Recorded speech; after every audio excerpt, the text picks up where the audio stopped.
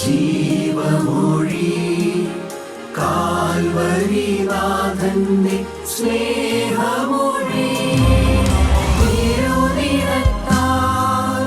ജീവനേകും യേശുനാഥന്റെ ജീവമൊഴി ജീവധാര ജീവധാര ജീവധാര.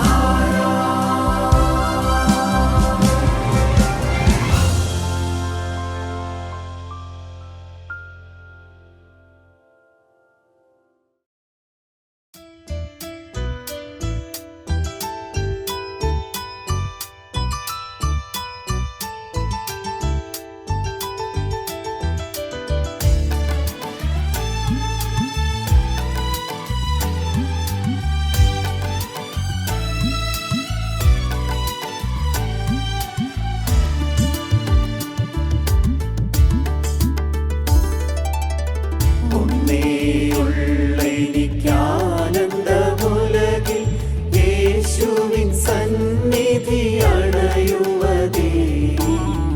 ഒന്നേയുള്ളെനിക്കാനന്ദമുലകിൽ യേശുവിൻ സന്നിധി അണയുവതേ. അന്നേരം മമ മാനസഖേദം ഒന്നായകലും വെയിലിൽ ഹിമം പോൽ. അന്നേരം മമ മാനസഖേദം ഒന്നായകലും വെയിലിൽ ഹിമം പോൽ. ഒന്നേയുള്ളെനിക്കാനന്ദമുലകിൽ യേശുവിൻ സന്നിധി അണയുവതേ.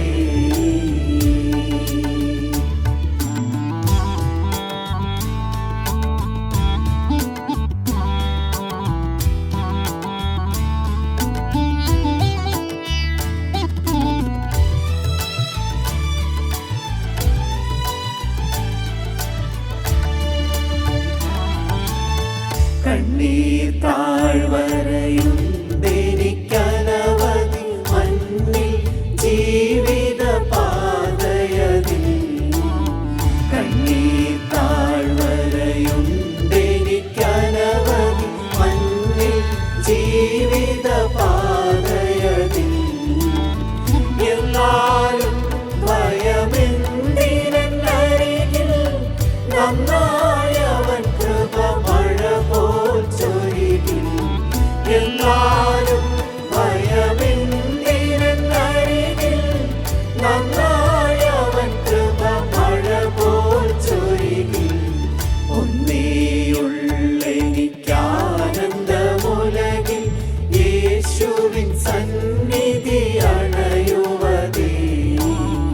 ഒന്നേയുള്ളെനിക്കാനന്ദമുലകിൽ യേശുവിൻ സന്നിധി അണയുവതേ.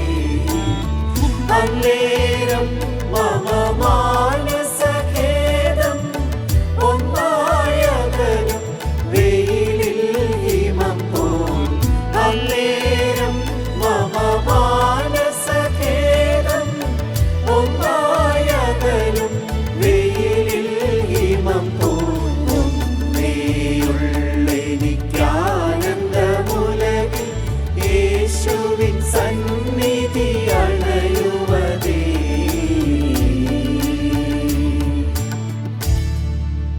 ദൈവത്തിന് സ്തോത്രം.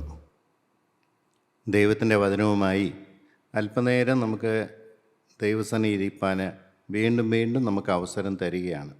ഈ വചനം ശ്രദ്ധയോടെ കേൾക്കുകയും നമ്മുടെ ഹൃദയത്തിൽ അത് ക്രിയ ചെയ്യുവാൻ ദൈവത്തിൻ്റെ പരിശുദ്ധാത്മാവിനെ നാം ചോദിച്ചു വായിക്കുകയും ചെയ്യേണ്ടത് അത്യാവശ്യമാണ്. വചനം കേട്ടു എന്നുള്ളതുകൊണ്ട് പ്രത്യേകിച്ച് ഗുണം കിട്ടുകയില്ല. ആ വചനം ഞാൻ അനുസരിക്കാൻ ദൈവം എനിക്ക് തന്നതാണെന്നുള്ള ബോധത്തോടു കൂടി അനുസരിക്കാനുള്ള ദൈവത്തിൻ്റെ കൃപ പരിശുദ്ധാത്മാവിനെ നാം ചോദിച്ചാൽ മാത്രമേ വചനം നമുക്ക് അനുസരിക്കാൻ പറ്റുകയുള്ളൂ. എല്ലാവരുടെയും പ്രശ്നമാണ് യേശു എൻ്റെ ഹൃദയത്തിലുണ്ടോ ഇല്ലയോ. എന്നാൽ ബഹുഭൂരിപക്ഷം ക്രിസ്ത്യാനികളും പറയുന്ന ഒരു കാര്യം, തീർച്ചയായിട്ടും യേശു എൻ്റെ ഹൃദയത്തിലുണ്ട്. ഞാൻ ഇന്ന് അല്പനേരം ചിന്തിക്കാൻ ആഗ്രഹിക്കുന്നത്, എങ്ങനെ നമുക്ക് തിരിച്ചറിയാം യേശുക്രിസ്തു നമ്മുടെ ഹൃദയത്തിൽ, ഉയർത്തെഴുന്നേറ്റ ക്രിസ്തു നമ്മുടെ ഹൃദയത്തിൽ വസിക്കുന്നു എന്ന് നമുക്ക് ഊഹമല്ല, കൃത്യമായ തെളിവോടുകൂടി നമുക്ക് മനസ്സിലാക്കാൻ പറ്റും യേശു എൻ്റെ ഹൃദയത്തിൽ ഉണ്ടോ ഇല്ലയോ. അത് വളരെ അത്യാവശ്യമുള്ളൊരു കാര്യമാണ്. കാരണം യേശു നമ്മുടെ ഹൃദയത്തിൽ ഇല്ലെന്നറിഞ്ഞാൽ എത്രയും വേഗം നാം പരിഹാരം വരുത്തി യഥാസ്ഥാനപ്പെടേണ്ട അത്യാവശ്യമാണ്. യേശുവിനെ നമ്മുടെ ഹൃദയത്തിലേക്ക് സ്വീകരിക്കേണ്ട അത്യാവശ്യമാണ്. ഊഹിച്ച് യാത്ര ചെയ്യുന്നത് എപ്പോഴും അപകടം പിടിച്ചൊരു കാര്യമാണ്. നമുക്ക് നോക്കാം, 1 യോഹന്നാൻ 3-ാം അധ്യായത്തിൻ്റെ 24-ാമത്തെ വാക്യം എന്താണ് പറയുന്നത്? അവൻ്റെ കൽപ്പനകളെ പ്രമാണിക്കുന്നവൻ അവനിലും അവൻ ഇവനിലും വസിക്കുന്നു. അവൻ നമ്മിൽ വസിക്കുന്നു എന്ന് അവൻ നമുക്ക് തന്ന ആത്മാവിനാൽ നാം അറിയുന്നു. കൽപ്പന പ്രമാണിക്കുന്നതാണ് ദൈവം നമ്മുടെ ഹൃദയത്തിൽ വസിക്കുന്നു എന്നുള്ളതിൻ്റെ ഏറ്റവും വലിയ തെളിവ്. ദൈവത്തിൻ്റെ എഴുതപ്പെട്ട വചനം നാം അനുസരിക്കുമ്പോൾ അത് വളരെ വ്യക്തമാണ്. ദൈവത്തോട് നമുക്ക് നന്ദിയുണ്ട്, കടപ്പാടുണ്ട്. ആ ദൈവത്തെ നാം സ്നേഹിക്കുന്നെന്നുള്ളതിൻ്റെ ഏറ്റവും വലിയ തെളിവ് നാം കൽപ്പന അനുസരിക്കുന്നുള്ളതാണ്. കൂടാതെ ഒരു കാര്യം കൂടെ അവിടെ പറയുന്നുണ്ട്, നമുക്ക് അവൻ തന്ന പരിശുദ്ധാത്മാവ് നമുക്ക് ആ ബോധ്യം തരും. അവൻ നമ്മിൽ വസിക്കുന്നു എന്ന് അവൻ നമുക്ക് തന്ന ആത്മാവിനാൽ നാം അറിയും. ദൈവത്തിൻ്റെ പരിശുദ്ധാത്മാവിൻ്റെ പല പ്രവർത്തനമുള്ളതിൽ ഒരു പ്രധാനപ്പെട്ട കാര്യം, നമുക്ക് എപ്പോഴും യേശുക്രിസ്തുവിനെക്കുറിച്ചുള്ള ബോധ്യം നമ്മുടെ ഉള്ളത്തിൽ തരും.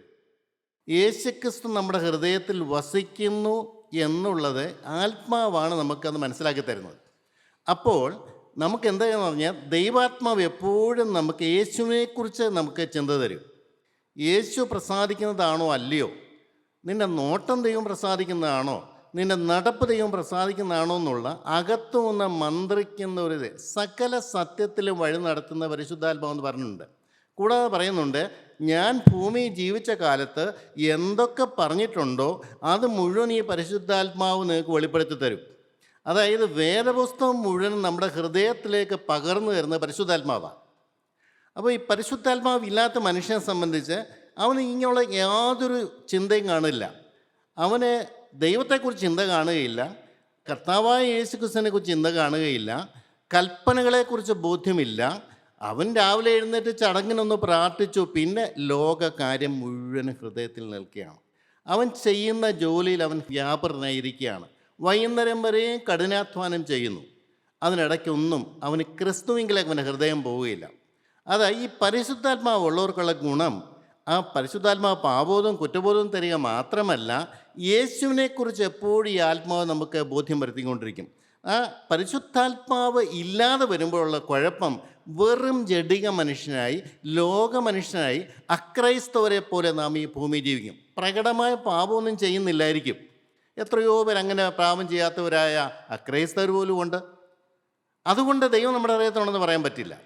ദൈവം നമ്മുടെ ഹൃദയത്തിലുണ്ടെന്ന് പറയണമെങ്കിൽ ഈ പരിശുദ്ധാത്മാവ് നമുക്ക് എപ്പോഴും യേശുവിങ്കിലേക്ക് ബോധ്യം തരും. യോഹന്നാൻ സുവിശേഷം 3-ാം അധ്യായത്തിൽ ഒരു വാക്യമുണ്ട്, കാറ്റ് ഇഷ്ടമുള്ളിടത്തേക്ക് ഊതുന്നു, അതിൻ്റെ ശബ്ദം നീ കേൾക്കുന്നുവെങ്കിലും അത് എവിടെ നിന്ന് വരുന്നു എവിടേക്ക് പോകുന്നു എന്ന് അറിയുന്നില്ല. അതിൻ്റെ അടുത്ത സെൻറ്റൻസ് ഞാൻ എപ്പോഴും പറയുന്നൊരു കാര്യമാണ്, ആത്മാവിനാൽ ജനിച്ചവനെല്ലാം അങ്ങനെയുള്ളവനാവും. ആ പരിശുദ്ധാത്മാവ് ഉള്ളത്തിലുള്ളതിൻ്റെ ഏറ്റവും വലിയ തെളിവെന്താണെന്ന് ചോദിച്ചാൽ, ഈ കാറ്റിങ്ങനെ അടിച്ചുകൊണ്ടിരിക്കും. ഏത്? പരിശുദ്ധാത്മാവിൻ്റെ കാറ്റ്. പരിശുദ്ധാത്മാവ് നമ്മളെ ഈ ലോകത്തിൽ ജീവിക്കുമ്പോൾ ലോകത്തിലേക്ക് നമ്മുടെ ഹൃദയം പോകാതെ, കാഴ്ചപ്പാട് പോകാതെ ഉയരത്തിലേക്ക് നമ്മുടെ ചിന്ത കൊണ്ടുപോകും. ദൈവത്തിന് സ്തോത്രം. വളരെ കാലം എനിക്ക് മനസ്സിലാകാത്തൊരു മർമ്മമാണ് എന്താണ് ഈ കാറ്റെന്നുള്ളത്. ഈ പരിശുദ്ധാത്മാവ് നമ്മളെ നിരന്തരം അടിച്ചുകൊണ്ടിരിക്കുമ്പോൾ നമുക്ക് ക്രിസ്തുവിൽ നിന്നുള്ള ഏകാഗ്രത നഷ്ടപ്പെട്ടു പോവുകയില്ല. അതാണ് ദൈവം നമ്മുടെ ഉള്ളിലുണ്ടെന്നുള്ളതിൻ്റെ ഏറ്റവും വലിയ നമുക്ക് ഏകാഗ്രത ക്രിസ്തുവിൽ. രണ്ടാമത്തെ കാര്യം ചിന്തിക്കാം. കൊലോസ്യ ലേഖനം 3-ാം അധ്യായത്തിൻ്റെ 2-ാമത്തെ വാക്യം, നിങ്ങൾ ക്രിസ്തുവിനോട് ഉയർത്തുന്നേറ്റവരാണെങ്കിൽ ക്രിസ്തു ദൈവത്തിൻ്റെ വലതുഭാഗത്തിരിക്കുന്ന ആ ഉയരത്തിലുള്ളത് നിങ്ങളുടെ ചിന്തയായിരിക്കണം. എൻ്റെ പ്രിയപ്പെട്ട, ഇവിടെ അനേകർ തോറ്റുപോകുന്ന ഈ ഒരൊറ്റ വിഷയത്തിലാണ്. നമ്മുടെ ചിന്തകൾ എവിടെയാണ്? പകൽക്കാല ജീവിതത്തിൽ നാം ജോലി ചെയ്യുന്നവരാണ്. പക്ഷേ എന്താ കുഴപ്പമെന്ന് പറയുമ്പോൾ ജോലിക്കകത്ത് നമ്മളങ്ങ് ഇമ്മേഴ്സ്ഡാണ്. വർക്കഹോളിക് എന്നൊക്കെ പറയുന്നത് ഞാൻ കേട്ടിട്ടുണ്ട്. ഈ കമ്പ്യൂട്ടറിലുമായിട്ട് ചേർന്നുള്ള ജോലി ചെയ്യുന്നവർ അവർ ഫുൾ ടൈം ആ ജോലിക്കകത്ത് വ്യാപൃത, ആത്മാർത്ഥമായിട്ട് അവർ ജോലി ചെയ്യുകയാണ്, ഫുൾ ടൈം ജോലി ചെയ്തുകൊണ്ടിരിക്കുകയാണ്. പക്ഷെ ഒരിക്കലും ഈ ജോലിക്കിടയിൽ ക്രിസ്തുവിലേക്ക് അവിടെ ഹൃദയം പോവില്ല, ഉയരത്തിലേക്ക് അവിടെ ഹൃദയം പോകില്ല. പ്രിയപ്പെട്ടവരെ, ആത്മാവുള്ളവർക്ക് മാത്രമേ അത് സാധിക്കുകയുള്ളൂ. നമ്മുടെ ഹൃദയത്തിൽ ക്രിസ്തു ഉണ്ടോ ഇല്ലെന്നുള്ളതിന് ഏറ്റവും വലിയ തെളിവതാണ്. നമ്മൾ എന്തെല്ലാം ജോലി ചെയ്താലും കൂടെ കൂടെ നമ്മുടെ ഹൃദയം ഉയരത്തിലേക്ക് പോകും. വേറെ പുസ്തകത്തിൽ കർത്താവ് പറഞ്ഞൊരു ഉപകരണമുണ്ട്. ഈ രണ്ടുപേരും ഒരു കിടക്കയിൽ കിടക്കും, ഒരാളെ എടുക്കും, ഒരാളെ ഉപേക്ഷിക്കും. രണ്ടുപേരെ തിരികെ പൊടിച്ചുകൊണ്ടിരിക്കും, ഒരുത്തിയെ എടുക്കും, ഒരുത്തിയെ ഉപേക്ഷിക്കും. രണ്ടുപേരും വയലിൽ ഒരേ വയലിൽ പണിതുകൊണ്ടിരിക്കും, ഒരാളെ എടുക്കും, ഒരാളെ എടുക്കില്ല. എന്താ അതിൻ്റെ രഹസ്യം? വർഷങ്ങൾ എനിക്കത് മനസ്സിലായിരുന്നില്ല എന്താണെന്നുള്ളത്. പ്രിയപ്പെട്ടവരെ, കിടക്കുന്ന ഭാര്യയും ഭർത്താവുമായിരിക്കാം. രണ്ടുപേരെ കിടക്കയിൽ ഉറങ്ങാൻ കിടക്കുമ്പോഴും ഒരുവൻ്റെ ഹൃദയത്തിൽ അവന് ക്രിസ്തുവിനെക്കുറിച്ചുള്ള ചിന്തയാണ്. കർത്താവെ, ഞാൻ കിടക്കാൻ പോവുകയാണ്, ഈ രാത്രി ഞാൻ ഉറക്കത്തിനിടയ്ക്ക് ഞാൻ എടുക്കപ്പെടുവോ, എൻ്റെ മരണമായിരിക്കുമോ, എനിക്കറിയാൻ പാടില്ല. അല്ല, ഞാൻ കിടക്കുമ്പോഴോ കർത്താവെ നീ രണ്ടാവ് വരുമോ, എന്തെങ്കിലും ബന്ധനം എൻ്റെ ജീവിതത്തിലുണ്ടോ, ഏതെങ്കിലും പാപം ഞാൻ മറന്നുപോയതുണ്ടോ, ക്ഷമിക്കപ്പെടാത്ത എന്തെങ്കിലും പാപം എൻ്റെ ജീവിതത്തിലുണ്ടോ, കർത്താവെ കാണിച്ചു തരണമേ. ബന്ധനമെല്ലാം അഴിഞ്ഞു വേണം എനിക്കൊന്ന് കിടന്നുറങ്ങാൻ. സ്തോത്രം. ഏത് സമയത്ത് കിടന്നാലും എൻ്റെ ഭാര്യയോടൊരു വാക്ക് പറഞ്ഞില്ലെങ്കിലും വേണ്ടില്ല, എനിക്ക് പറന്നങ്ങ് പൊങ്ങണം. നീ രണ്ടാവ് വരികയാണെങ്കിൽ ഞാൻ ഇടത്തോട്ടോ വലത്തോട്ടോ ഒന്നും നോക്കിയില്ല, എനിക്ക് പറന്നു പൊങ്ങണം. അതിനുള്ള പരിശുദ്ധാത്മാവിൻ്റെ ചിറക് എനിക്ക് വേണം. കിടന്നുറങ്ങാൻ നേരവും ചിന്ത ഇതാണ്. അതുകൊണ്ടാണ് ആ ഒരു മനുഷ്യനെ പൊക്കിയത്, ആണായാലും പെണ്ണായാലും. മറ്റേ ആളങ്ങനെയല്ല, ഉറക്കം വന്നു, കിടന്നങ്ങ് ഉറങ്ങി. രണ്ടുപേരും വ്യത്യാസമുണ്ട്. രണ്ടുപേരും തിരികെ പഠിച്ചുകൊണ്ടിരിക്കും, രണ്ടുപേരും കഠിനാധ്വാനം ചെയ്യുകയാണ്. പുറമേ നോക്കിയാൽ ഒരു വ്യത്യാസവുമില്ല. പക്ഷേ തിരികെ പഠിച്ചുകൊണ്ടിരിക്കുമ്പോൾ ഒരാളുടെ ഹൃദയം ദൈവസന്നിധിയിലാണ്. ദൈവത്തോട് നിരന്തരം പറഞ്ഞുകൊണ്ടിരിക്കുക, കർത്താവേ എനിക്ക് ഇന്ന പാപം മാറിയിട്ടില്ലല്ലോ, ഇന്ന പാപത്തിൻ്റെ വേരെൻ്റെ ഹൃദയത്തിൽ കിടപ്പുണ്ടല്ലോ, ഇടയ്ക്കിടയ്ക്ക് അത് പൊങ്ങി വരുന്നതിനുള്ള സാധ്യതയാണെന്നുണ്ടല്ലോ കർത്താവേ. എത്ര വിശുദ്ധനാണെന്ന് പറഞ്ഞാൽ ഞാൻ മാനസാന്തരപ്പെടുന്നതിന് മുമ്പ് എന്തെല്ലാം ജീവിതത്തിൽ പാപം ഉണ്ടായിരുന്നുവോ അതിൻ്റെ എല്ലാം വേരെൻ്റെ ഹൃദയത്തിലുണ്ടല്ലോ, മറഞ്ഞു കിടക്കുകയാണല്ലോ കർത്താവേ. ഇത് കഴുകി തരണമേ, സ്വർഗത്തിലെ തീ എൻ്റെ മേലേക്ക് ഇറക്കി തരണമേ, തിരുരത്നം കൊണ്ട് കഴുകി തരണമേ കർത്താവേ. മോശയ്ക്ക് പറ്റിയത് എനിക്ക് സംഭവിക്കരുത്. 49 കൊല്ലക്കാലം ദൈവത്തോടു കൂടി തേജസ്സേറി സൂക്ഷ ചെയ്തിട്ടും മോശയുടെ കോപം മാറിയില്ലല്ലോ കർത്താവേ. ഇതാണെങ്കിൽ എൻ്റെ അവസ്ഥ എന്തായിരിക്കും? പൊടിച്ചുകൊണ്ടിരിക്കുമ്പോഴും ദൈവസന്നിധിയിലേക്ക് ഹൃദയം പോവുകയാണ്. ദൈവത്തിന് സ്തോത്രം. എൻ്റെ പ്രിയ സഹോദരങ്ങളെ, നമുക്കതുണ്ടോ? കൂടിയേ കഴിയുള്ളൂ. അതുകൊണ്ടാണ് രണ്ടുപേരെ പൊടിച്ചുകൊണ്ടിരിക്കുന്നതിൽ ഒരാളെ എടുക്കുമെന്ന് പറഞ്ഞ ഒരാൾക്ക് എന്നാ വ്യത്യാസം? ഇനിയും രണ്ടുപേര് വയൽ പണിതുകൊണ്ടിരിക്കുന്നു, ഒരാളെ എടുക്കും, ഒരാളെ എടുക്കത്തില്ല. എന്താ? ഒരേ വയൽ, ഒരേ കൃഷി, ഒരേ അധ്വാനം. എന്താ വ്യത്യാസം? പ്രിയരെ, നമ്മൾ ആ വ്യത്യാസം മനസ്സിലാക്കണം. അവൻ പണി ചെയ്തുകൊണ്ടിരിക്കുമ്പോഴും വയലിൽ പണി ചെയ്തുകൊണ്ടിരിക്കുമ്പോഴും ഒരാളുടെ ഹൃദയം ദൈവസന്നിധിയിലേക്ക് ഇങ്ങനെ പകരുകയാണ്. കർത്താവേ, എന്നെ കഴുകണമേ, എൻ്റെ പാപം എനിക്ക് മാറ്റിത്തരണമേ, സമ്പൂർണ്ണമായി എനിക്കൊരു വേലിക്കെട്ട് തരണമേ, തിരു സാന്നിധ്യം എനിക്ക് തരണമേ, നീ എൻ്റെ കൂടെ ഇപ്പോൾ താഴേക്കൊന്ന് ഇറങ്ങി വരണമേ, നിൻ്റെ സാന്നിധ്യത്തിൽ ഈ പണിയാനുള്ള കൃപ എനിക്ക് തരണമേ, നിന്നെ മറന്നിട്ട് എനിക്ക് ഒരു പണിയും എനിക്ക് വേണ്ട കർത്താവേ, ലോക മനുഷ്യനെ പോലെ ഞാൻ ആയിത്തീരല്ലേ, എൻ്റെ ആത്മാവ് നശിച്ചു പോകാൻ ഇടയാകല്ലേ. പ്രാർത്ഥനയാണ്. ഉണ്ടോ പ്രിയപ്പെട്ടവരെ? നിങ്ങൾ ഓരോരുത്തരും ചിന്തിക്കണം.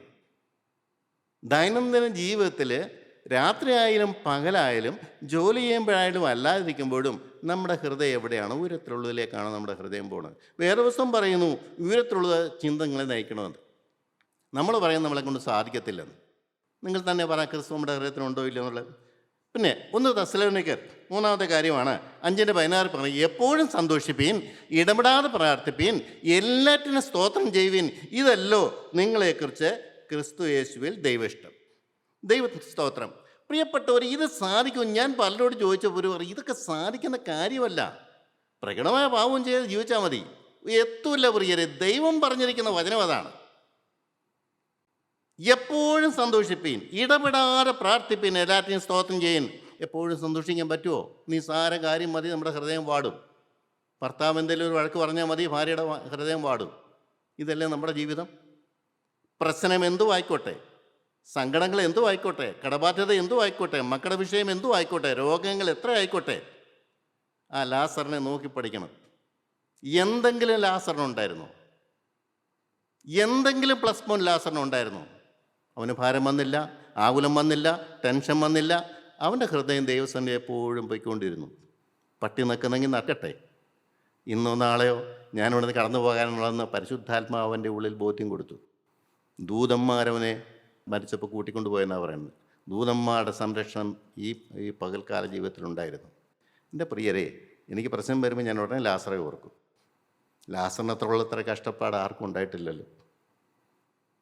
ലാസറിന് ഭാരം കൂടാതെ ജീവിക്കാൻ പറ്റിയെങ്കിൽ, ലാസറിന് പരിഭവമില്ലാതെ ജീവിക്കാൻ പറ്റിയെങ്കിൽ, ലാസർ എപ്പോഴും സന്തോഷത്തോടെ ജീവിച്ചുവെങ്കിൽ എന്തുകൊണ്ട് ഈ കാലഘട്ടത്തിൽ ജീവിക്കുന്നത് എനിക്ക് സാധിക്കില്ല? ക്രിസ്തു ഉണ്ടെങ്കിൽ നാം സന്തോഷമുള്ളവരായിരിക്കും. ക്രിസ്തു ഉണ്ടെങ്കിൽ നമ്മളെപ്പോഴും പ്രാർത്ഥിക്കുന്നവരായിരിക്കും. ക്രിസ്തു ഉണ്ടെങ്കിൽ എപ്പോഴും സന്തോഷിക്കുന്നവരായിരിക്കും. അതാണ് ദൈവത്തിൻ്റെ ഇഷ്ടം. നാം സന്തോഷിക്കും. ദൈവജനം സന്തോഷിക്കണം. ഏതിൽ? രക്ഷയിൽ സന്തോഷിക്കണം, ക്രിസ്തുവിൽ സന്തോഷിക്കണം, പരിശുദ്ധാത്മാവിൽ സന്തോഷിക്കണം, വീണ്ടെടുപ്പ് ലഭിച്ചതിൽ സന്തോഷിക്കണം, നിത്യജീവൻ ലഭിച്ചതിൽ സന്തോഷിക്കണം, ദൈവനെ ഉയർത്തതിന് സന്തോഷിക്കണം. സന്തോഷിക്കാൻ ഏറെ വകയുണ്ടെങ്കിലും നമ്മളെല്ലാം ഇന്ന് നമ്മൾ ആനര. നാലാമത്തെ കാര്യം, ഭാരവിഷയങ്ങൾ. എൻ്റെ ദൈവത്തിന് സ്തോത്രം. എൻ്റെ പ്രിയപ്പെട്ടവർ എത്ര പറഞ്ഞാലും മനസ്സിലാകില്ല. ഭാരം വന്നാൽ അത് പാപമാണ്. എത്ര പറഞ്ഞാൽ ആൾക്കാർക്കത് മനസ്സിലാകില്ല. ഭാരം. എബ്രാഹിം 12-ാം അധ്യായത്തിലെ വ്യക്തമായിട്ട് പറഞ്ഞല്ലോ, ആകയാൽ സാക്ഷികൾ ഇത്ര വലിയൊരു സമൂഹം നമുക്ക് ചുറ്റും നിൽക്കുന്നതുകൊണ്ട് സകല ഭാരവും മുറുകെ പറ്റുന്ന പാവവും വിട്ട് നമ്മുടെ മുമ്പിൽ വെച്ചിരിക്കുന്ന ഓട്ടം സ്ഥിരതയോട് ഓടുക. ഭാരവും പാപവും. പാപം ചെയ്യുന്നില്ലെന്ന് പറഞ്ഞാലും ഭാരം വന്നാൽ പോക്കായി, ഓടാൻ പറ്റില്ല. ദൈവത്തിന് സ്തോത്രം. പ്രിയപ്പെട്ടവരെ, ഭാരപ്പെടുന്നവരെ ഞാൻ അനേകരെ കാണാറുണ്ട്. കർത്താവ് വ്യക്തമായിട്ട് പറഞ്ഞു, എന്തു തിന്നും, എന്തുടുക്കും, എന്തു കുടിക്കുമെന്ന് ചിന്തിക്കുന്നവൻ ജാതികളെ പോലെ ജീവിക്കുന്നതെന്ന്. എന്നിൽ വിശ്വാസമില്ല. നിങ്ങൾ പ്രാർത്ഥിക്കുന്നതിന് മുമ്പ് നിങ്ങളുടെ ആവശ്യങ്ങൾ അറിഞ്ഞ് തരുന്ന ഒരു ദൈവമാണ് ഞാൻ. നിങ്ങൾ വിശ്വസിക്കുന്നില്ല. നിങ്ങൾ എന്നെയല്ല വിശ്വസിക്കുന്നത്, എൻ്റെ രക്ഷയിലല്ല വിശ്വസിക്കുന്നത്, എൻ്റെ പിന്നാലെയല്ല വരുന്നത്. എൻ്റെ പിന്നാലെ വരുന്ന സകല കാര്യങ്ങളും നോക്കാൻ ഞാൻ ശക്തനാണ്. എന്നെ വിശ്വസിക്ക്. നിസ്സാര കാര്യം മതി നമ്മൾ ഭാരം എടുക്കും. മനുഷ്യനല്ലേ ഭാരം വരുമെന്നാണ് പറയണത്. ശരിയാണ്, ഇവിടെ കിടക്കേ ഉള്ളൂ, മുകളിലോട്ട് പോവില്ല. ഇങ്ങനെയൊക്കെ ഭൂമി ജീവിക്കുമ്പോൾ നാക്കിന് ബലമുണ്ടെങ്കിൽ ഇങ്ങനെയൊക്കെ പറയാൻ പറ്റും. എൻ്റെ ദൈവത്തിന് സ്തോത്രം. മരണക്കിടക്കയിൽ നാക്കിന് ബലമില്ലാതിരിക്കാൻ സമയം വരും. പരിസരത്ത് നോക്കും ആരെങ്കിലുമൊക്കെ ഉണ്ടോയെന്ന്. ഉണ്ടെങ്കിലായിക്കോട്ടെ, ഇല്ലെങ്കിലായിക്കോട്ടെ, അല്ല അബോധാവസ്ഥയിലായിരിക്കും. ആര് സഹായിക്കും? എൻ്റെ ദൈവത്തിന് നന്ദിയോടെ സ്തോത്രം. ഈ ലോകത്തിലെ ഭാരമില്ലാത്തൊരു ജീവിതം നയിച്ച് കാണിച്ചു കൊടുത്തിട്ടാണോ കടന്നു പോകുന്നത്? സന്തോഷത്തിൻ്റെ ഒരു നല്ല ദിവസം ഉണ്ടെന്നും നല്ല കാലമുണ്ടെന്ന് മക്കളുടെ മുമ്പിൽ കാണിച്ചിട്ടാണോ പോകുന്നത്? ഒരു ക്രിസ്തുയേശുവിൻ്റെ ഹൃദയത്തിൽ ഉണ്ടെന്നുള്ള ബോധ്യത്തോടുകൂടിയാണോ കരയസ്ഥ കടന്നു പോകുന്നത്? എന്ത് സാക്ഷ്യമാണ് കുടുംബത്തിലുള്ളവർ കൊടുക്കുന്നത്? ആരെല്ലാം കുറ്റം പറഞ്ഞാലും ശരി, ആ മനുഷ്യൻ ജീവിച്ച ജീവിതം ശരിയായ ജീവിതമാണെന്ന് അവരുടെ ഉള്ളുകൊണ്ടവർ പറയില്ലേ? നല്ലതോ ചീത്തയോ എന്തോ ആയിക്കോട്ടെ, പക്ഷേ വ്യക്തമായിട്ട് അറിയണം. ഒന്ന്, പരിശുദ്ധാത്മാവിൻ്റെ ഉറപ്പ് നമുക്ക് തരും. 2, ഉയരത്തിലേക്ക് നമ്മുടെ ചിന്ത പോകും. 3, എപ്പോഴും നമുക്ക് സന്തോഷം വരും. 4, ലോകത്തിലെ ഭാരവിഷയങ്ങൾ വരില്ല. വ്യക്തമായിട്ട് അറിയാമല്ലോ. എൻ്റെ ദൈവത്തിന് സ്തോത്രം. 55-ാം സങ്കീർത്തനം 22-ാമത് വാക്യം, നിന്റെ ഭാരം യഹോവയുടെ മേൽ വെച്ചുകൊള്ളുക, അവൻ നിന്നെ പുലർത്തും, നീതിമാൻ കുലുങ്ങിപ്പോവാൻ ഒരു നാളും അവൻ സമ്മതിക്കത്തില്ല. എത്ര വേദപുസ്തകം വായിക്കുന്നവരല്ലേ നമ്മൾ? നീതിമാൻ കുലുങ്ങിപ്പോവാൻ സമ്മതിക്കത്തില്ല. നിന്റെ ഭാരം യഹോവയുടെ മേൽ വെച്ചുകൊള്ളുക. എന്നിട്ട് പറയാ ഭാരം വരുമെന്ന് പറഞ്ഞു കഴിഞ്ഞാൽ ഏത് ദൈവത്തിൻ്റെ പിന്നാലെയാണ് പോകുന്നത്? അല്ല, വീണ് വായിച്ചു നോക്കാം. സങ്കീർത്തനം 68 നമ്മുടെ രക്ഷയാകുന്ന ദൈവമായി നാൾതോറും നമ്മുടെ ഭാരങ്ങളെ ചുമക്കുന്ന ദൈവം വാഴ്ത്തപ്പെടുമാറാകട്ടെ. എന്തു ഭാരം വന്നാലും ഏറ്റെടുക്കാനുണ്ട്. ഭാരപ്പെടാൻ ദൈവം അനുവദിക്കുന്നില്ല, ഭാരപ്പെടാൻ ദൈവം ആഗ്രഹിക്കുന്നില്ല. ആ ഭാരം എൻ്റെ കയ്യിൽ തന്നേരെ, ഞാൻ ഏറ്റെടുക്കാം, ഞാനത് ശരിയാക്കി തരാം. പക്ഷെ നമ്മൾ കൊടുക്കില്ല. എൻ്റെ ദൈവത്തിന് സ്തോത്രം. പ്രിയപ്പെട്ടവരെ, നാം ചിന്തിക്കണം. നല്ലൊരു വഴി ദൈവം നമുക്ക് തന്നിട്ട് അത് സ്വീകരിക്കാതെ പോയാൽ ശിക്ഷാവധി എങ്ങനെ ഒഴിവായി കിട്ടും? ദൈവത്തിന് സ്തോത്രം. 5-ാമത്തെ കാര്യം, ചിന്താകുലം ഇല്ലാത്തവരായിരിക്കണം. 1 കൊരിന്ത്യർ 7-ാം അധ്യായത്തിന് 32-ാമത്തെ വാക്യം കൃത്യമായിട്ട് അപ്പോസ്തലൻ പറയുന്നുണ്ട്. 1 കൊരിന്ത്യർ 7-ാം അധ്യായത്തിന് 32-ാമത്തെ വാക്യം, നിങ്ങൾ ചിന്താകുലമില്ലാത്തവരായിരിക്കണമെന്ന് ഞാൻ ഇച്ഛിക്കുന്നു. വ്യക്തമായിട്ടല്ലേ അപ്പോസ്തലൻ പറയുന്നത്? അപ്പോസ്തലൻ അനുഭവിക്കാതാണോ ആ വചനം പറയുന്നത്? അപ്പോസ്തലൻ മാറ്റി നിർത്തിയിട്ട് എനിക്ക് ചിന്താകുലമൊക്കെ വരും, പക്ഷേ ആരോ പറഞ്ഞു എനിക്ക് സകല സബളയെക്കുറിച്ചുള്ള ചിന്താഭാരമുണ്ടെന്ന്. ആ ഭാരം വേറെ, ഈ ഭാരം വേറെ. ആത്മാക്കളെക്കുറിച്ചുള്ള ഭാരമാണത്. ആത്മാക്കൾ നഷ്ടപ്പെട്ടു പോകുന്നതിനെക്കുറിച്ചുള്ള കാര്യമാണത്. ഒരാൾ എന്നോട് പറഞ്ഞാണ്, ആ വേറെ സ്ഥലം അങ്ങനെ ഉണ്ടല്ലോ. ശരിയാണ്, അത് ലോകകാര്യങ്ങളൊന്നും അല്ല, ആത്മാക്കളെക്കുറിച്ചല്ല. ഞാൻ മാനസാന്തരപ്പെടുത്തിയ ജനങ്ങൾ നിൽക്കുന്നില്ലല്ലോ. പ്രസവേദനപ്പെടുന്നതായ കുഞ്ഞുങ്ങളെ എന്ന് പറയുന്നുണ്ട് ഗലാത്യ ലേഖനത്തിനകത്ത്. അത് ആത്മാവിൻ്റെ ഭാരമാണ്. ഈ ഭാരമായിട്ട് വ്യത്യാസമുണ്ട്. നമ്മളുടെ ഭാരം ഏത് വിഷയം? ആത്മാവിൻ്റെ ഭാരമാണോ? നിങ്ങൾ ചിന്താകുലമില്ലാത്തവരായിരിക്കണമെന്ന് ഞാൻ ഇച്ഛിക്കുന്ന അപ്പോസ്തലൻ വ്യക്തമായിട്ട് കൊരിന്ത്യർ ലേഖനത്തിലെ 7-ാം അധ്യായത്തിന് 32-ാമത്തെ വാക്യത്തിൽ പറയുന്നുണ്ട്. പത്രോസിൻ്റെ ലേഖനത്തിൽ പറയുന്നുണ്ട്, അവൻ നിങ്ങൾക്കായി കരുതുന്നതാകിയാൽ നിങ്ങളുടെ സകല ചിന്താകുലവും അവൻ്റെ മേൽ ഇട്ടുകൊള്ളുവീൻ. ചിന്ത വരാൻ പാടില്ല, ആകുലപ്പെടാൻ പാടില്ല. ഫിലിപ്പയ്ക്ക് 4:4 വളരെ കൃത്യമായിട്ട് പറയുന്നുണ്ട് കർത്താവിൽ എപ്പോഴും സന്തോഷിപ്പീൻ. ഞാൻ പിന്നെയും പറയുന്നു, നിങ്ങളുടെ സൗമ്യത സകല മനുഷ്യരും അറിയട്ടെ, കർത്താവ് ഒരുവൻ അടുത്തിരിക്കുന്നു. ഒന്നിനെക്കുറിച്ചും വിചാരപ്പെടരുത്. എല്ലാറ്റിലും പ്രാർത്ഥനയാലും അപേക്ഷയാലും നിങ്ങളുടെ ആവശ്യങ്ങൾ സ്തോത്രത്തോടെ ദൈവസന്നിധി അറിയിക്കത്രേ വേണ്ടത്. എന്നാൽ സകല ബുദ്ധിയും കവിയും ദൈവസമാധാനവും നിങ്ങളുടെ ഹൃദയങ്ങളെയും നിലവുകളെയും ക്രിസ്തുയേശുവെങ്കിൽ കാക്കും. ഇത്രയും കൃത്യമായിട്ട് വേദപുസ്തകം പറഞ്ഞിട്ടും ഭാരപ്പെട്ടാൽ, പ്രിയപ്പെട്ടവരെ, നിങ്ങളുടെ ഉള്ളിൽ ദേശ ക്രിസ്തു വസിക്കുന്നു നീ എങ്ങനെ പറയാൻ പറ്റും? പോഷ്കല്ലേ അത്? ഇത് സാധിപ്പിച്ച് കിട്ടാൻ ദൈവസന്നിധി ഇരിക്കാൻ എത്ര പേരുണ്ട്? ഈ വചനം അനുസരിക്കുന്ന ഒരു മനുഷ്യനാണ് ഞാനെന്ന് നിങ്ങൾക്ക് തെളിയിക്കാൻ പറ്റുമോ? നിങ്ങളുടെ കുടുംബത്തിലെങ്കിലും. ആരെല്ലാം കുറ്റം പറഞ്ഞോട്ടെ, സാരമില്ല. കൃത്യമായിട്ടും വ്യക്തമായിട്ടും ഇത് സാധ്യമാണെന്ന് നിങ്ങൾക്ക് അനുഭവമുണ്ടോ? ഭാരം വരുന്നു, ചിന്താകുലം വരുന്നു, എന്നിട്ട് യേശു ക്രിസ്തു എനിക്ക് വേണ്ടി മരിച്ചു എന്ന് പറഞ്ഞിട്ട് എന്തർത്ഥമാണ്? എൻ്റെ സഹോദരങ്ങളെ, നിങ്ങളുടെ വേലയിൽ നിങ്ങൾ തകർന്നു പോകും. ദൈവത്തിന് സ്തോത്രം. പണ്ടൊരു പിതാവ് പറഞ്ഞിട്ടുണ്ട്, വീണ പറമ്പിൽ തല കാണൂല്ല. പാപം വെച്ചുകൊണ്ട് വേല ചെയ്ത് കഴിഞ്ഞാൽ പിന്നെ ആ ആളുടെ ഭാവിക്ക് യാതൊരു പരിഹാരം കിട്ടുകയില്ല, പിന്നെ എഴുന്നേക്കാൻ പറ്റില്ല. കാരണം ശത്രുവകാശം പറഞ്ഞ് ബന്ധിച്ച് കീഴടക്കി കളയും. ദൈവത്തിന് സ്തോത്രം. 6-ാമത്തെ കാര്യമാണ് ഫിലിപ്പർക്ക് ലേഖനം 3-ാം അധ്യായത്തിൻ്റെ 20-ാമത്തെ വാക്യം, നമ്മുടെ പൗരത്വമോ സ്വർഗത്തിലാകുന്നു. ദൈവത്തിന് സ്തോത്രം. സ്വർഗത്തിൽ പൗരത്വമുള്ളൊരു മനുഷ്യൻ, അവിടെ നിന്ന് കർത്താവായ യേശു ക്രിസ്തു രക്ഷിതാവായി വരുമെന്ന് നാം കാത്തിരിക്കുന്നു. എന്തുകൊണ്ടെന്നറിയാമോ? നമുക്ക് ഈ ഭൂമിയിൽ പല പ്രശ്നങ്ങളും വരും. സാരമില്ല, വെക്കാൻ പറ്റുമോ? കുറച്ച് പണത്തിന് നഷ്ടം വന്നു, സാരമില്ല. ഒരു രോഗം വന്നു, സാരമില്ല. അല്ലെ ഭാര്യ ഒന്ന് വേണ്ടാത്തോ പറഞ്ഞു, സാരമില്ല. അല്ലെ കൂട്ടായ്മക്കാരെന്തെങ്കിലുമൊക്കെ പറഞ്ഞു, നമ്മളെക്കുറിച്ച് മോശമായിട്ട് പറഞ്ഞു, സാരമില്ല. അതും വലിയ വിഷയമുള്ള കാര്യമൊന്നുമല്ല. വിഷയം ഒറ്റക്കാര്യം മാത്രമേ ഉള്ളൂ. തന്നെ എൻ്റെ പൗരത്വം സ്വർഗത്തിലാണ്, അത് പോകരുത്. അവിടെ നിന്ന് കർത്താവായ യേശു ക്രിസ്തു വരും, എന്നെ കൂട്ടിക്കൊണ്ടുപോകാൻ യേശു ക്രിസ്തു വരും. അതാണ് എൻ്റെ വിഷയം. ബാക്കി എന്തെല്ലാം വിഷയം ഭൂമി വന്നാലും സാരമില്ല എന്ന് വെക്കുന്നവനാണ് ദൈവ പൈതൽ. നിങ്ങൾ ഓരോരുത്തരും ചിന്തിക്കണം, ഒരു പ്രശ്നം വന്നാൽ ആ പ്രശ്നം നിങ്ങളെ കീഴടക്കാറുണ്ടോ? നിങ്ങൾ ഭാരപ്പെട്ട് നിങ്ങളുടെ മനസ്സ് ഇടിഞ്ഞു പോകാറുണ്ടോ? നിങ്ങൾ ഭാരം വന്ന് നിങ്ങളെ വിഷമിക്കാറുണ്ടോ? എൻ്റെ പ്രിയരെ, കർത്താവ് നിങ്ങളുടെ ഹൃദയത്തിൽ ഇല്ല. ചിലരൊക്കെ പറയാറുണ്ട്, കർത്താവ് പോയിട്ടൊന്നുമില്ല, അവിടെ ഇരുന്ന് വിഷമിക്കുകയുള്ളെന്ന്. എത്ര നാൾ വിഷമിക്കും? എത്ര നാൾ കർത്താവ് വിഷമിച്ച് അവിടെ ഇരിക്കും? ജീവിതത്തിൽ പാപം മാറ്റുന്നില്ലെങ്കിൽ, പാപം മാറ്റി ദൈവസന്നിധിയിൽ നിന്ന് പരിഹാരം വാങ്ങിക്കുന്നില്ലെങ്കിൽ, പാപം കഴുകിയെടുക്കുന്നില്ലെങ്കിൽ, കർത്താവിൽ നിന്ന് പാപം വരുന്നതിൻ്റെ കാരണമായ വേരുകൾ പറിച്ചു മാറ്റി തരണമേ, സ്വർഗത്തിലെ തീ ഇറക്കി തരണമേ എന്ന് കെഞ്ചി യാചിക്കുകയാണെങ്കിൽ ദൈവം ഇറങ്ങിപ്പോവുകയില്ല. ദൈവത്തിന് സ്തോത്രം. എത്രമാത്രമുണ്ട്. ദോഷികളായ നിങ്ങൾ നിങ്ങളുടെ മക്കൾക്ക് നല്ല ദാനങ്ങളെ കൊടുക്കാൻ ഇച്ഛിക്കുന്നുവെങ്കിൽ സ്വർഗസ്നായി പിതാവിനോട് പ്രാർത്ഥിക്കുന്നവർക്ക് പരിശുദ്ധാത്മാവിനെ എത്രയധികം കൊടുക്കും. ദൈവമോ രാപ്പകൽ തന്നോട് നിലവിളിക്കുന്നവരുടെ കാര്യത്തിൽ ദീർഘക്ഷമയുള്ളവനാകയാൽ അവരെ വേഗത്തിൽ പ്രതിക്രിയ നടത്തി രക്ഷിക്കുകയില്ലയോ? വേഗത്തിൽ അവരെ പ്രതിക്രിയ നടത്തി രക്ഷിക്കും. പക്ഷേ അവസാനത്തെ സെൻറ്റൻസ് എന്നറിയാമോ? ദൈവപുത്രൻ വരുമ്പോൾ ഭൂമിയിൽ വിശ്വാസം കണ്ടെത്തുമോ? എത്ര പേർക്ക് അതിശനായ ദൈവത്തെ വിശ്വാസമുണ്ട്? എന്നെ വീണ്ടെടുത്ത ദൈവത്തെക്കുറിച്ച് നല്ല ബോധ്യമുണ്ട്.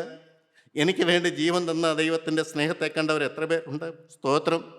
അവൻ പിടഞ്ഞു വരച്ച് എനിക്ക് വേണ്ടിയാണെന്ന് അറിഞ്ഞിട്ടും എൻ്റെ കുഴപ്പം നിറഞ്ഞ ജീവിതം കണ്ടിട്ടും അവൻ എന്നെ വെറുക്കാതെ എന്നെ സ്നേഹിച്ചല്ലോ എന്നുള്ള നന്ദി എത്ര പേർക്കുണ്ട്?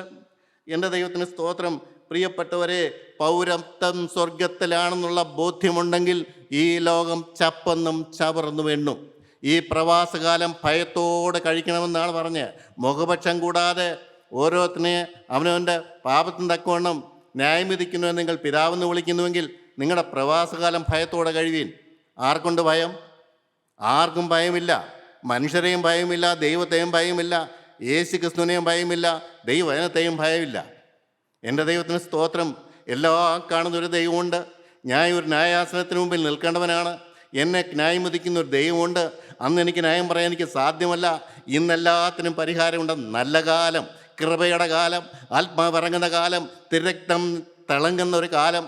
ക്രൂശിൻ ചവിട്ടിലേക്ക് ആർക്ക് വേണേലും ചെല്ലാം. പാപഭാരമായി ചെല്ലുന്നവനെ സ്വീകരിക്കുന്ന ഒരു ദൈവമുണ്ട്. പാപം കഴുകിക്കളയുന്ന ഒരു നല്ല ദൈവത്തെ നിങ്ങൾക്ക് മനസ്സിലാവുന്നുണ്ടോ? പ്രിയരെ, അനുഭവിക്കണം. എന്നിട്ട് എഴുന്നേറ്റ് എന്ന് പറയണം, ഇങ്ങനെ ഒരു ദൈവത്തെ എനിക്ക് പരിചയമുണ്ട്. അവൻ്റെ അടുത്തേക്ക് ചെന്നാൽ എല്ലാ പാപത്തിനും പരിഹാരമുണ്ട്. സമാധാനം കൊണ്ട് നിറയ്ക്കും. ഒരു ഭാരവും വരികയില്ല. ഈ ലോകമല്ല നമ്മുടെ വിഷയം, ഈ ജഡമല്ല വിഷയം. നമുക്ക് ഒരേ ഒരു കാര്യമുണ്ട്, എങ്ങനെയും ആത്മാവിശുദ്ധീകരണം പ്രാപിച്ച് ദൈവസന്നിധിയിലേക്ക് പോകണം. പ്രിയപ്പെട്ടവരെ, ഞാൻ പലപ്പോഴും പറയാറുണ്ട്, നമ്മൾ തിയറി പഠിച്ചിട്ട് വലിയ കാര്യമൊന്നുമില്ല, പ്രസംഗം പഠിച്ചിട്ട് കാര്യമില്ല, പ്രസംഗിച്ചിട്ടും കാര്യമൊന്നുമില്ല. ഈ ഒരു വാക്ക് പ്രസംഗിക്കുകയാണെങ്കിൽ അത് ജീവിതത്തിൻ്റെ അനുഭവമായിരിക്കണം. അനുഭവമില്ലാത്ത ഒരു കാര്യവും പ്രസംഗിക്കരുത്. പ്രസംഗിക്കാനുള്ള പ്രാഗൽഭ്യമില്ലയോ? പ്രസംഗിക്കേണ്ട, ഒരു കുഴപ്പവുമില്ല. ദൈവസന്നിധി കിടന്ന് നിലവിളിക്കണം, കർത്താവേ എനിക്ക് അനുഭവത്തിൻ്റെ സാക്ഷ്യം പറയണം, അനുഭവമുള്ള മനുഷ്യനായിട്ട് എനിക്ക് വചനം പറയണം.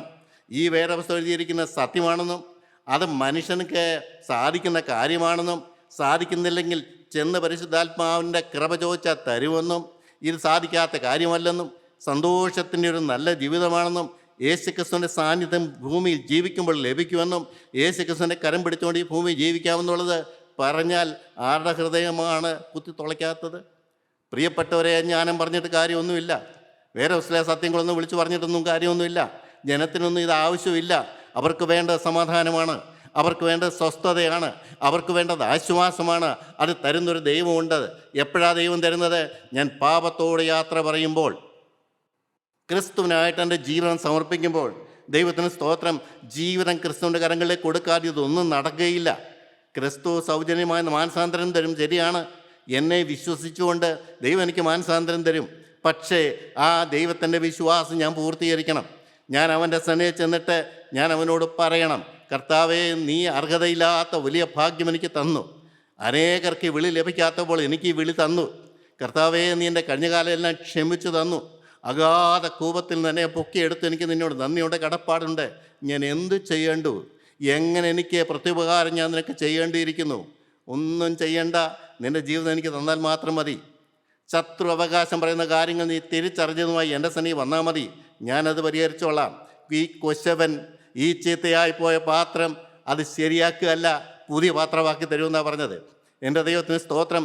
അവൻ ചീത്തയായ പാത്രം മാറ്റി പുതിയതാക്കി എടുക്കുകയല്ല എന്നത്, പുതിയതായി ബ്രാൻഡ് ന്യൂ ആയിട്ടൊരു ആളത്തിൽ നിനക്ക് തരും. ദൈവത്തിന് സ്തോത്രം. ദൈവത്തിൻ്റെ പരിശുദ്ധാത്മാവ് ഇറങ്ങി നിൽക്കുന്ന ഒരു ഹൃദയം. ദൈവത്തിന് സ്തോത്രം. പ്രിയപ്പെട്ടവരെ, ഞാൻ പല കാര്യങ്ങൾ പറഞ്ഞല്ലോ. ഇനിയും ഒരു സ്വർഗീയ വേലി ദൈവം നമുക്ക് കെട്ടിത്തരും. ദൈവം നമ്മുടെ ഹൃദയത്തിനുണ്ടെങ്കിൽ ഏറ്റവും വലിയ തെളിവെന്നാന്ന് ചോദിച്ചാൽ ഒരു വേലിക്കെട്ട് നമുക്ക് തരും, ഒരു പ്രൊട്ടക്ഷൻ നമുക്ക് തരും. ലോകം നമ്മളിലേക്ക് കയറാതെ വണ്ണം, പിശാച് നമ്മളിലേക്ക് കയറാതെ വണ്ണം, ലോകത്തിൻ്റെ ആകർഷണം നമ്മളിലേക്ക് കയറാതെ വണ്ണം, ലോകം നമ്മളെ കീഴടക്കാതെ വണ്ണം ഒരു വലിയ വേലിക്കെട്ട് ദൈവം എനിക്ക് തരും. എത്ര പേര് അനുഭവിക്കുന്നതെന്ന് എനിക്കറിയാൻ പാടില്ല.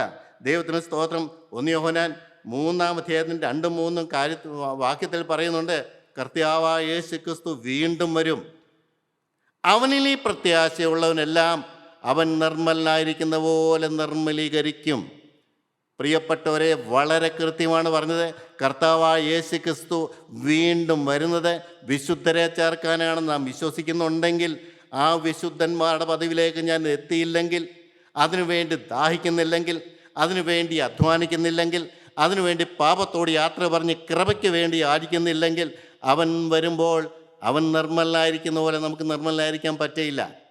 പ്രിയപ്പെട്ടവരെ, അവനിലെ പ്രത്യാശയുള്ളവരെല്ലാം അവൻ നിർമ്മലനായിരിക്കുന്ന പോലെ തന്നെത്താൻ നിർമ്മലീകരിക്കുന്നു. വെളിപാട് പുസ്തകത്തിലുണ്ടല്ലോ, കുഞ്ഞാടിൻ്റെ കാന്ത തന്നെത്താൻ വസ്ത്രം അലക്കുന്നവളാണ്, തന്നെത്താൻ തിരക്തം കൊണ്ട് കഴുകുന്നവളാണ്, തന്നെത്താൻ ഒരുക്കുന്നവളാണ്. ആരും പറയണ്ട, ആരും ഉപദേശിക്കണ്ട. അവക്കറിയാം, എൻ്റെ രാജാവ്, എൻ്റെ മണവാളൻ ഇതാ വിശുദ്ധനായ ദൈവമാണ്. അവനാണ് എന്നെ മണവാട്ടിയായി സ്വീകരിക്കുന്നത്. ഞാൻ വിശുദ്ധീകരണം പ്രാപിച്ചേ പറ്റുള്ളൂ. 1 യോഹന്നാൻ 3:5-6 പാപങ്ങളെ നീക്കുവാൻ അവൻ പ്രത്യക്ഷനായി. അവന് വസിക്കുന്നവൻ ആരും പാപം ചെയ്യുന്നില്ല, പാപം ചെയ്യുന്നവൻ ആരും അവനെ കണ്ടിട്ടുമില്ല, അറിഞ്ഞിട്ടുമില്ല. ഇതാർക്കെങ്കിലുമൊക്കെ ദഹിക്കുമോ? നമ്മുടെ ജീവിതത്തിൽ പാപമുണ്ടെങ്കിൽ വളരെ കൃത്യമാണ്, നാം അവനെ കണ്ടിട്ടില്ല, നാം അവനെ അറിഞ്ഞിട്ടുമില്ല. അല്ല, എന്നാലും നമ്മൾ ഇത്രയും കാലമൊക്കെ ഈ ഭൂമി ജീവിക്കുന്ന ഒരാഗ്രഹമില്ലേ കർത്താവിനെ ഒന്ന് കാണണമെന്ന്?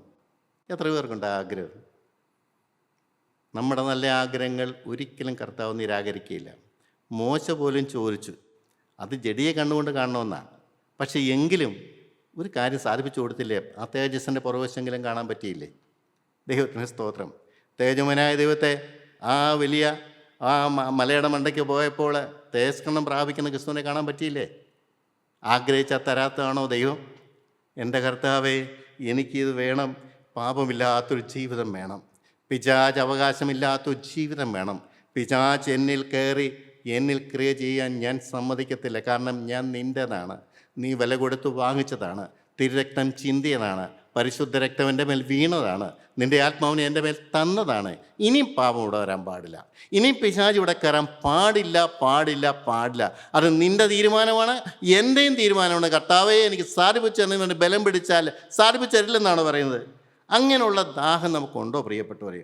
ഒന്ന് ഞാൻ 3:9 പറയുന്നു, ദൈവത്തിന് ജനിച്ചവനാരും പാപം ചെയ്യുന്നില്ല, അവൻ്റെ വിത്ത് അവൻ്റെ വസിക്കുന്നു, ദൈവത്തിന് ജനിച്ചതിനാൽ അവന് പാപം ചെയ്യാൻ കഴിയുകയില്ല. എത്രയോ പ്രാഗൽഭ്യമാണ് പറയുന്നത്. പാപം വരത്തില്ലെന്നല്ല, പാപം വരാൻ സാധിക്കത്തില്ലെന്ന് പറഞ്ഞു, പാപം ചെയ്യാൻ കഴിയത്തില്ലെന്ന് പറഞ്ഞത്. ഒരു ശിശു ഹൃദയം. പ്രിയപ്പെട്ടവരെ, ഇതെല്ലാം കേട്ടിട്ടും നമ്മളിതെല്ലാം തള്ളിക്കളയുക. ദൈവത്തിന് ജനിച്ചവൻ തന്നെത്താൻ സൂക്ഷിക്കുന്നു, ദുഷ്ടനവനെ തൊടുന്നതുമില്ല. അപ്പം ഇങ്ങനെയുള്ളൊരു വേലിക്കെട്ട് നിങ്ങൾക്ക് ആർക്കെങ്കിലും വേണോ? ദുഷ്ടം തൊടാത്തൊരു ജീവിതം, തന്നെത്താൻ സൂക്ഷിക്കുന്നൊരു ജീവിതം, ദൈവത്തിൻ്റെ തീമൽ സംരക്ഷണമുള്ള ജീവിതം. എൻ്റെ ദൈവത്തിന് സ്തോത്രം. പ്രിയപ്പെട്ടവരെ, അനുഭവിക്കണ്ടേ? ഇതാ യേശു ക്രിസ്തുവിൻ്റെ ഏറ്റവും വലിയ തെളിവതാണ്. ഞാൻ ഏതാണ്ട് 7 കൂട്ടം കാര്യങ്ങൾ പറഞ്ഞു. അവസാനത്തെ ഒരു കാര്യം കൂടെ പറയുകയാണ്. നമ്മൾ യേശു ക്രിസ്തു ഉണ്ടെന്നുള്ളതിൻ്റെ ഏറ്റവും വലിയ തെളിവ് നാം അവനെ സ്നേഹിക്കാൻ തുടങ്ങും. ദൈവത്തിന് സ്തോത്രം. 1 യോഹന്നാൻ 3:15 നമുക്കൊന്ന് വായിച്ചു നോക്കാം. അവൻ നമുക്ക് വേണ്ടി തൻ്റെ പ്രാണനെ വെച്ചു കൊടുത്തതിനാൽ നാം സ്നേഹം എന്ത് എന്ന് അറിഞ്ഞിരിക്കുന്നു. ജീവൻ തന്ന് സ്നേഹിച്ച യേശുവിനെ സ്നേഹിക്കണോ വേണ്ടത് ഇനി ആരെങ്കിലും പറഞ്ഞു തരേണ്ട കാര്യമുണ്ടോ? പ്രിയപ്പെട്ടവരെ, ഞാനിവിടെ നിർത്താൻ ശ്രമിക്കുകയാണ്. നിങ്ങൾക്ക് അവനോട് വല്ല കടപ്പാടുണ്ടോ? അവൻ എന്തെങ്കിലും ചെയ്തതായിട്ട് നിങ്ങൾക്ക് അറിയാമോ? എൻ്റെ ദൈവത്തിന് സ്തോത്രം. രാജാവിൻ്റെ മുമ്പിൽ നിൽക്കുമ്പോൾ തകർന്ന ഹൃദയത്തോടെ അവൻ്റെ കാൽപാദം മുത്താൻ നമുക്ക് സാധിക്കുമോ? അവനെ സ്നേഹിക്കുക, അവനോട് അവൻ്റെ വചനം അനുസരിക്കുക, അവനെ ഹൃദയത്തിൽ നിക്ഷേപിക്കുക, അവൻ്റെ ഹിതപ്രകാരം പരിശുദ്ധാത്മാവിൻ്റെ നിയന്ത്രണത്തിൽ ഈ ഭൂമി ജീവിക്കാൻ പറ്റുക, അതിനേക്കാൾ വലിയ ഭാഗ്യമൊന്നുമില്ല. പ്രിയരെയും നമ്മൾ വഞ്ചിക്കപ്പെട്ടു പോകരുത്. ഇത് പാലിക്കാനുള്ള കൃപ ദൈവം നിങ്ങൾക്ക് തരട്ടെ. ദൈവത്തിന് സ്തോത്രം.